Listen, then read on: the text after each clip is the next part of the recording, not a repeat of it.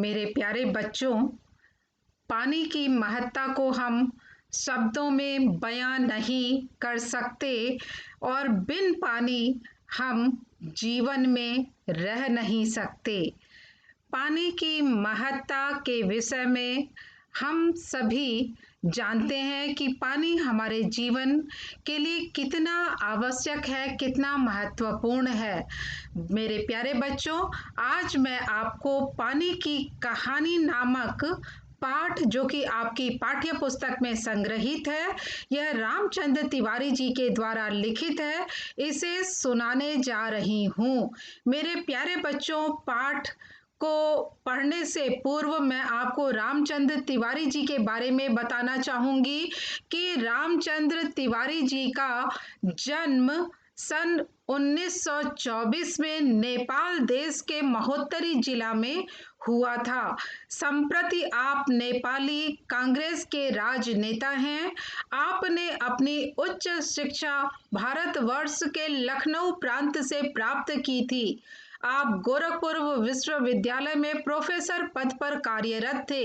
आपने हिंदी साहित्य को अनेकों कथा, कहानियां व निबंधात्मक लेखों से समृद्ध किया है। आपके द्वारा लिखित पाठ पानी की कहानी आपकी पाठ्य पुस्तक में संग्रहित है। यह पाठ पढ़ने से पूर्व मैं आपको पानी के बारे में बताना चाहूंगी। पानी हमारे जीवन के लिए कितना महत्वपूर्ण है, यह हम इसी बात से पता लगा सकते हैं कि हमारा शरीर तकरीबन 70% पानी से बना हुआ है और हमारी धरती के सतह पर भी 70% ही पानी है और 30% थल भूमि है।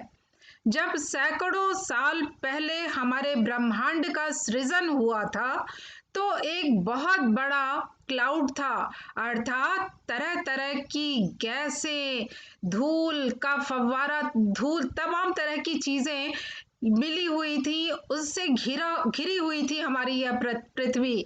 यह क्लाउड तरह तरह की गैसों से बना हुआ था।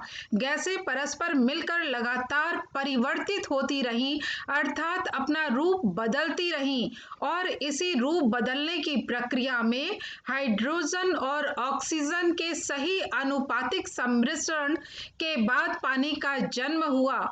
पानी के बाद वनस्पति और फिर उसके बाद मानव का प्रादुर्भाव हुआ। पानी हमेशा से हमारे जीवन का व इस ब्रह्मांड का एक बहुत महत्वपूर्ण हिस्सा रहा है। पानी के बिना हमारा जीवन खत्म हो जाएगा। हमारे वेद, पुराण व साहित्य और हमारे इतिहास में पानी को लेकर कई रोचक कहानियां हैं। रामचंद्र तिवारी जी द्वारा लिखित पाठ पानी की कहानी, जो कि आत्मकथा विधा में लिखी गई है, जिसमें पानी यद्यपि कि निर्जीव है फिर भी उसे सजीव मानकर उसके द्वारा वर्णित बातों का बहुत ही सुंदर वर्णन किया गया है। पानी की बूंद जो कि लेखक के हथेली पर बेर की झाड़ियों से होकर आ गिरी थी, वह लेखक को अपने जन्म और अपने जीवन यात्रा के बारे में बताते हुए कुछ रोचक बातें बताती है। उसी का यहाँ पर मैं वर्णन करने जा रही हूँ। तो आत्मकथा विधा में लिखी गई यह कहानी प्रस्तुत है आपके सामने, पानी की कहानी। मैं आगे बढ़ा ही था कि बेर की झाड़ी पर से मोती सी एक बूंद मेरे हाथ पर आ पड़ी। मेरे आश्चर्य का ठिकाना न रहा जब मैंने देखा कि ओस की बूंद मेरी कलाई पर से सरक कर हथेली पर आ गई। मेरी दृष्टि पड़ते ही वह ठहर गई। थोड़ी देर में मुझे सितार के तारों की सी झंकार सुनाई देने लगी। मैंने सोचा कि कोई बजा रहा होगा। चारों ओर देखा, कोई नहीं था। फिर अनुभव हुआ कि यह स्वर मेरी हथेली से निकल रहा है। ध्यान से देखने पर मालूम हुआ कि बूंद के दो कण हो गए हैं और वे दोनों हिल हिल कर यह स्वर उत्पन्न कर रहे हैं, मानो बोल रहे हों। उसी सुरीली आवाज में मैंने सुना, सुनो सुनो। मैं चुप था, फिर आवाज आई, सुनो सुनो। अब मुझसे न रहा गया, मेरे मुख से निकल गया, कहो कहो। ओस की बूंद मानो प्रसन्नता से हिली और बोली, मैं ओस हूँ, जानता हूँ। मैंने कहा, लोग मुझे पानी कहते हैं, जल भी। मालूम है, मैं बेर के पेड़ में से आई हूँ, झूठी। मैंने कहा और सोचा, बेर के पेड़ से क्या पानी का फव्वारा निकलता है जो वहां से चलकर यह आई है। बूंद फिर हिली, मानो मेरे अविश्वास से उसे दुख हुआ हो। सुनो, मैं इस पेड़ के पास की भूमि में बहुत दिनों से इधर उधर घूम रही थी। मैं कणों का हृदय टटोलती फिरती थी कि एकाएक पकड़ी गई। कैसे? मैंने पूछा। वह जो पेड़ तुम देखते हो ना, वह ऊपर ही इतना बड़ा नहीं है, पृथ्वी में भी लगभग इतना ही बड़ा है। उसकी बड़ी जड़ें, छोटी जड़ें और जड़ों के रोए हैं। वे रोए बड़े निर्दयी होते हैं। मुझ जैसे असंख्य जल कणों को वे बलपूर्वक पृथ्वी में से खींच लेते हैं। कुछ को तो पेड़ एकदम खा जाते हैं और अधिकांश का सब कुछ छीनकर उन्हें बाहर निकाल देते हैं। क्रोध और घृणा से उसका शरीर कांप उठा। तुम क्या समझते हो कि वे इतने बड़े यूं ही खड़े हैं? उन्हें इतना बड़ा बनाने के लिए मेरे असंख्य बंधुओं ने अपने प्राण नाश किए हैं। मैं बड़े ध्यान से उसकी कहानी सुन रहा था। हाँ, तो मैं भूमि के खनिजों को अपने शरीर में घुलाकर आनंद से फिर रही थी कि दुर्भाग्यवश एक रोए से मेरा शरीर छू गया। मैं कांपी, दूर भागने का प्रयत्न किया, परंतु वे पकड़कर छोड़ना नहीं जानते। मैं रोए में खींच ली गई। फिर क्या हुआ? मैंने पूछा। मेरी उत्सुकता बढ़ चली थी। मैं एक कोठरी में बंद कर दी गई। थोड़ी देर बाद ऐसा जान पड़ा कि कोई मुझे पीछे से धक्का दे रहा है और कोई मानो हाथ पकड़कर आगे को खींच रहा हो। मेरा एक भाई भी वहां लाया गया। उसके लिए स्थान बनाने के कारण मुझे दबाया जा रहा था। आगे एक और बूंद मेरा हाथ पकड़कर ऊपर खींच रही थी। मैं उन दोनों के बीच पिस चली। मैं लगभग 3 दिन तक यह सांसत भोगती रही। मैं पत्तों के नन्हे नन्हे छेदों से होकर जैसे तैसे जान बचाकर भागी।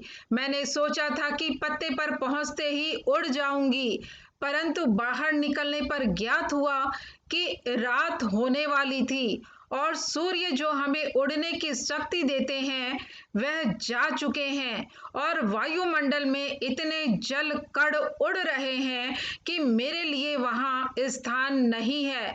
तो मैं अपने भाग्य पर भरोसा कर पानी पर ही सिकुड़ी पड़ी रही।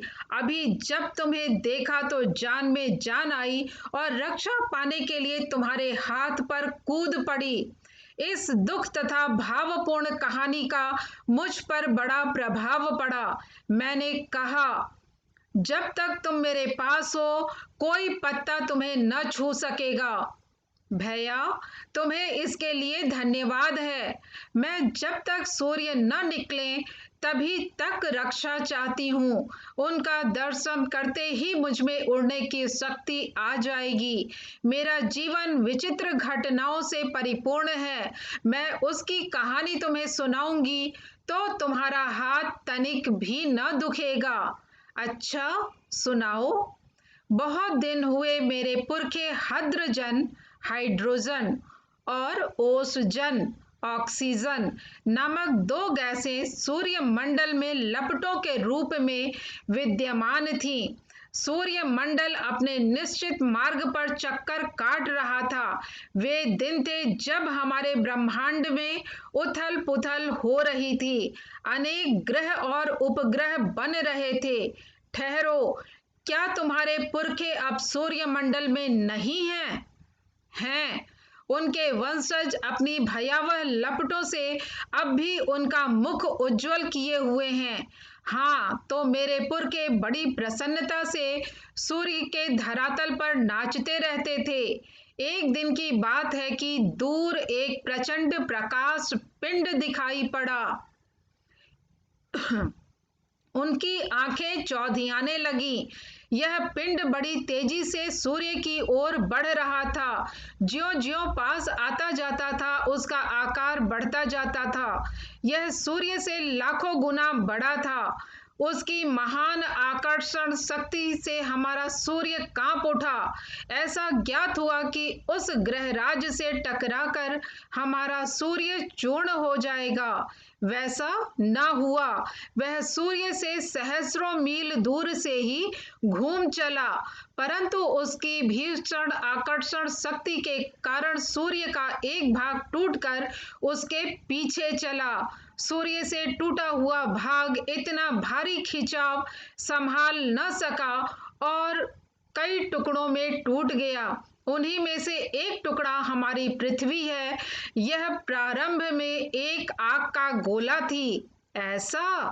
परंतु उन लहरों से तुम पानी कैसे बनी, मुझे ठीक पता नहीं। हाँ, यह सही है कि हमारा ग्रह ठंडा होता चला गया और मुझे याद है कि अरबों वर्ष पहले मैं हद्रजन और ओसजन के रासायनिक क्रिया के कारण उत्पन्न हुई हूँ। उन्होंने आपस में मिलकर अपना प्रत्यक्ष अस्तित्व गंवा दिया है और मुझे उत्पन्न किया है। मैं उन दिनों भाप के रूप में पृथ्वी के चारों ओर घूमती फिरती थी। उसके बाद न जाने क्या हुआ। जब मुझे होश आया तो मैंने अपने को ठोस बर्फ के रूप में पाया। मेरा शरीर पहले भाप रूप में था, अब वह अत्यंत छोटा हो गया था। वह पहले से कोई 17वां भाग रह गया था। मैंने देखा मेरे चारों ओर मेरे असंख्य साथी बर्फ बने पड़े थे। जहां तक दृष्टि जाती थी, बर्फ के अतिरिक्त कुछ दिखाई न पड़ता था। जिस समय हमारे ऊपर सूर्य की किरणें पड़ती थीं, तो सौंदर्य बिखर पड़ता था। हमारे कितने साथी ऐसे भी थे जो बड़ी उत्सुकता से आंधी में ऊंचा उड़ने, उछलने, कूदने के लिए कमर कसे तैयार बैठे रहते थे। बड़े आनंद का समय रहा होगा वहां, बड़े आनंद का। कितने दिनों तक? कई लाख वर्षों तक। कई लाख? हाँ, चौंको नहीं।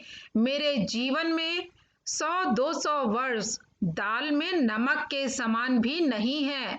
मैंने ऐसे दीर्घजीवी से वार्तालाप करते जान अपने को धन्य माना और ओस की बूंद के प्रति मेरी श्रद्धा बढ़ चली। हम शांति से बैठे एक दिन हवा से खेलने की कहानियां सुन रहे थे कि अचानक ऐसा अनुभव हुआ मानो हम सरक रहे हों। सबके मुख पर हवाइयां उड़ने लगी। अब क्या होगा? इतने दिन आनंद से काटने के पश्चात अब दुख सहन करने का साहस हम में न था। बहुत पता लगाने पर हमें ज्ञात हुआ कि हमारे भार से ही हमारे नीचे वाले भाई दबकर पानी हो गए हैं। उनका शरीर ठोसपन को छोड़ चुका है और उनके तरल शरीर पर हम फिसलते चले जा रहे हैं। मैं कई मास समुद्र में इधर उधर घूमती रही। फिर एक दिन गर्म धारा से भेंट हो गई।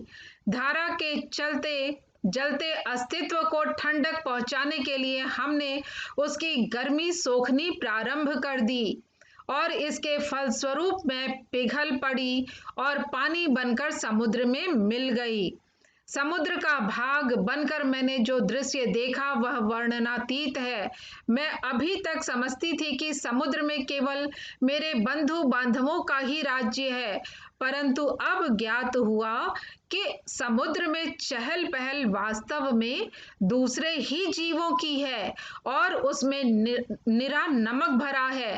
पहले पहल समुद्र का खारापन मुझे बिल्कुल नहीं भाया, जी मचलाने लगा, पर धीरे धीरे सब सहन हो चला। एक दिन मेरे जी में आया कि मैं समुद्र के ऊपर तो बहुत घूम चुकी हूँ, भीतर चलकर भी देखना चाहिए कि क्या है वहाँ। इस कार्य के लिए मैंने गहरे जाना प्रारंभ कर दिया। मार्ग में मैंने विचित्र विचित्र जीव देखे। मैंने अत्यंत धीरे धीरे रेंगने वाले घोंघे, जालीदार मछलियां, कई कई मन भारी कछुए और हाथों वाली मछलियां देखी। एक मछली ऐसी देखी जो मनुष्य से कई गुना लंबी थी। उसके 8 हाथ थे। वह इन हाथों से शिकार को जकड़ लेती थी। मैं और गहराई की खोज में किनारे से दूर गई तो मैंने एक ऐसी वस्तु देखी कि मैं चौंक पड़ी। अब तक समुद्र में अंधेरा था। सूर्य का प्रकाश कुछ ही भीतर तक पहुंच पाता था और बल लगाकर देखने के कारण मेरे नेत्र दुखने लगे थे। मैं सोच रही थी कि यहाँ पर जीवों को कैसे दिखाई पड़ता होगा कि सामने ऐसा जीव दिखाई पड़ा मानो कोई लालटेन लिए घूम रहा हो। यह एक अत्यंत सुंदर मछली थी। इसके शरीर से एक प्रकार की चमक निकलती थी जो इसे मार्ग दिखलाती थी। इसका प्रकाश देखकर कितनी छोटी छोटी अनजान मछलियां इसके पास आ जाती थीं और यह जब भूखी होती थी तो पेट भर उनका भोजन करती थी। विचित्र है, जब मैं और नीचे समुद्र की गहरी तह में पहुंची तो देखा कि जहां वहां भी जंगल है। छोटे ठिगने, मोटे पत्ते वाले बड़े पेड़ बहुतायत से उगे हुए हैं। वहां पर पहाड़ियां हैं, घाटियां हैं। इन पहाड़ियों की गुफाओं में नाना प्रकार के जीव रहते हैं जो निपट, अंधे तथा महा आलसी हैं। यह सब देखने में मुझे कई वर्ष लगे। जी में आया कि ऊपर लौट चलें, परंतु प्रयत्न करने पर जान पड़ा कि यह असंभव है। मेरे ऊपर पानी की कोई 3 मील मोटी तह थी। मैं भूमि में घुसकर जान बचाने की चेष्टा करने लगी। यह मेरे लिए कोई नई बात न थी। करोड़ों जल कण इसी भांति अपनी जान बचाते हैं और समुद्र का जल नीचे धंसता जाता है। मैं अपने दूसरे भाइयों के पीछे पीछे चट्टान में घुस गई।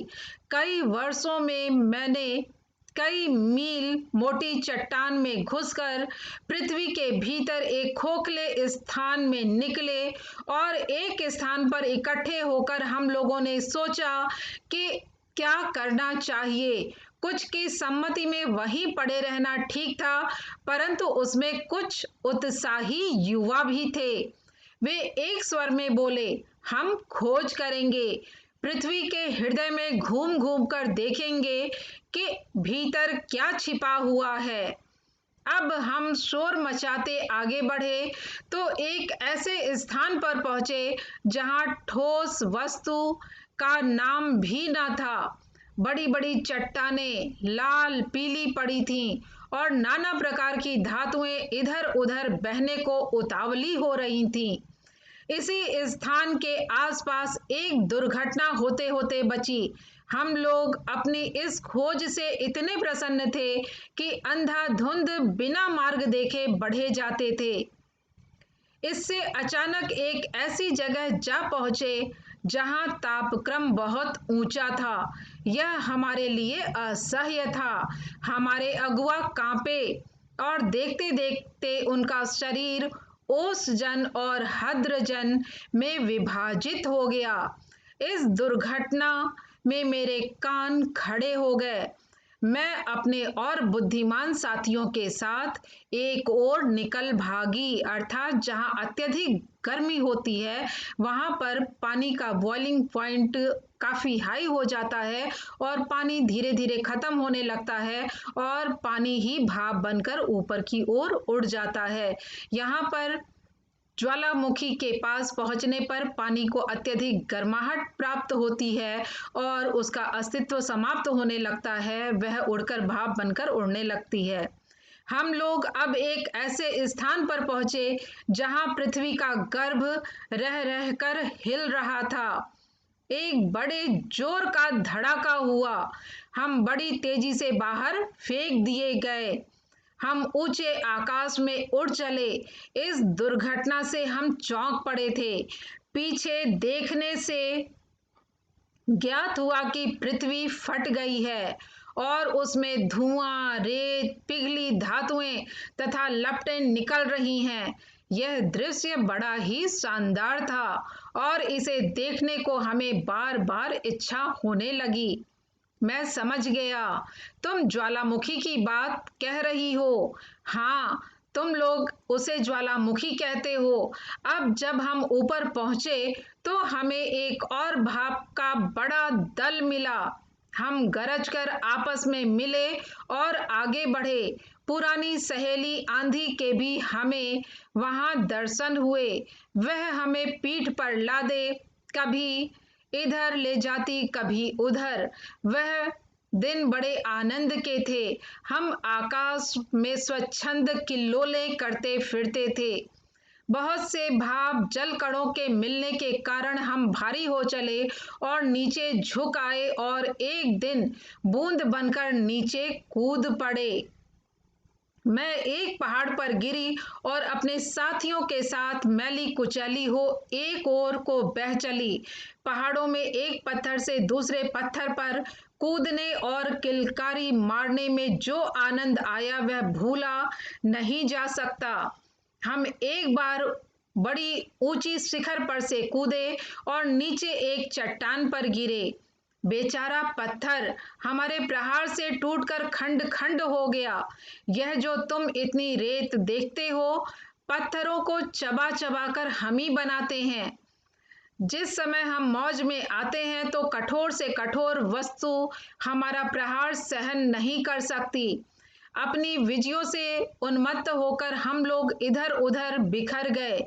मेरी इच्छा बहुत दिनों से समतल भूमि देखने की थी, इसलिए मैं एक छोटी धारा में मिल गई। सरिता के वे दिवस बड़े मजे के थे। हम कभी भूमि को काटते, कभी पेड़ों को खोखला कर उन्हें गिरा देते। बहते बहते मैं एक दिन एक नगर के पास पहुंची। मैंने देखा कि नदी के तट पर एक ऊंची मीनार में से कुछ काली काली हवा निकल रही है। मैं उत्सुक हो उसे देखने को आगे बढ़ी कि अपने हाथों दुर्भाग्य को न्योता दिया। ज्यों ही मैं उसके पास पहुंची, अपने और साथियों के साथ एक मोटे नल में खींच ली गई। कई दिनों तक मैं नल नल घूमती फिरी। मैं प्रति क्षण उसमें से निकल भागने की चेष्टा में लगी रहती थी। भाग्य मेरे साथ था। बस एक दिन रात के समय मैं ऐसे स्थान पर पहुंची जहां नल टूटा हुआ था। मैं उसमें होकर निकल भागी और पृथ्वी में समा गई। अंदर ही अंदर घूमते घूमते इस बेर के पेड़ के पास पहुंची। वह रुकी, सूर्य निकल आए थे। बस मैंने कहा, हाँ, मैं अब तुम्हारे पास नहीं ठहर सकती। सूर्य निकल आए हैं, तुम मुझे रोककर नहीं रख सकते। वह ओस की बूंद धीरे धीरे घटी और आंखों से ओझल हो गई। मेरे प्यारे बच्चों, इस पाठ के पश्चात मैं आपको यह बताना चाहूंगी कि पानी स्वयं के बारे में लेखक को बता रही है। इसे ही आत्मकथा विधा कहते हैं। पानी जैसी चीज अपने बारे में किस तरह से बताई है, यह आपने पूरे पाठ में सुना। उसका जीवन कितना कठिन व क्षणभंगुर है। प्रतिपल उसके मन में गायब हो जाने का डर सताता रहता है। यद्यपि कि बूंद भूमि के नीचे नदी नाले व अंत में जाकर समुद्र में मिल जाती है, और समुद्र में जहां अथाह जल राशि है, वहां पर भी एक एक बूंद का महत्व है। अंत में जल अपनी महत्ता बताते हुए कहती है कि किस तरह वह पेड़ की जड़ के द्वारा सोख ली जाती है, तत्पश्चात पत्तों तक पहुंचती है और वहां से सूर्य की गर्मी प्राप्त कर भाप बन ऊपर उठती है, फिर बादल बन बरस जाती है। पानी का यह जीवन चक्र निरंतर चलता रहता है। झरनों नदियों से होते हुए समुद्र की सैर के दौरान जो भी अनुभव उसने प्राप्त किए हैं, उन अनुभवों का बहुत ही सुंदर वर्णन किया गया है। पानी की कहानी आत्मकथा विधा में लिखी गई एक साहित्यिक रचना है। इस रचना के द्वारा लेखक यह बताना चाहते हैं कि दिखने में निर्जीव चीजें भी अपना अस्तित्व रखती हैं, और वह भी हमारी तरह संवेदनाओं से युक्त हैं। उनके अंदर भी तरह तरह के भाव आते रहते हैं, और वह भी हमारी तरह ही सोचते हैं। यहाँ पानी जो कि हमारा प्राण तत्व है, वह स्वयं एक जीवंत वस्तु के रूप में अपने बारे में बताता है कि किस तरह से उसका जीवन सूर्य की रोशनी को प्राप्त कर समाप्त हो जाता है। अब वह सूर्य के निकलने की प्रतीक्षा करती है। सूर्य के आते ही उसका जीवन समाप्त हो जाएगा। जीवन समाप्त होते हुए भी वह शाश्वत है, उसका अंत नहीं हुआ है। वह सिर्फ दूसरा रूप धारण कर चुकी है। वह फिर से नया जीवन धारण करेगी और सबके सामने आएगी। इस तरह से पानी का चक्र निरंतर चलता रहेगा। हमारी धरती जिस तरह से शाश्वत है, उसी तरह से यह जल तत्व भी शाश्वत है। इसकी महत्ता समाप्त नहीं होने वाली है। बस पानी का रूप बदलता रहता है। कभी वह जल कण है, तो कभी भाप है, तो कभी बादल है, तो कभी वर्षा का जल है, तो कभी नदी व नाले के रूप में है, कभी झरने के रूप में है, तो कभी समुद्र के अथाह जल राशि में जाकर विलीन हो रहा है। वास्तव में जल हमारे जीवन का आधार है। मेरे प्यारे बच्चों, जल है तो जीवन है। जल के बगैर हमारे जीवन की कल्पना नहीं की जा सकती है।